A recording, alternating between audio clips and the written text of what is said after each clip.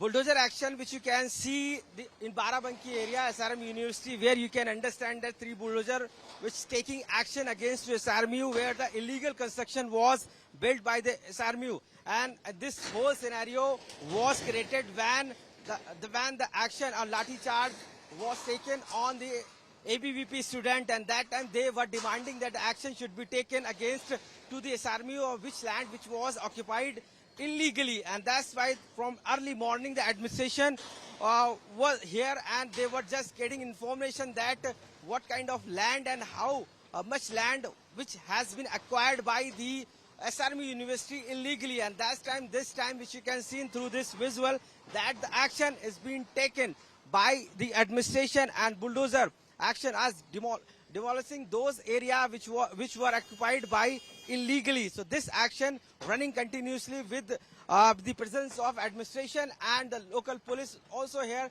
and they are just demolishing all those area which were acquired by SRM University illegally. And that's why, because it has seen that ABVP students were demanding continuously for 3 days that the action should be taken against to the SRMU land which was acquired by illegally. And this is what this action has taken after this demand. And now it has seen that the land which was acquired by the SRMU, the action is also being taken by the administration in Barabanki.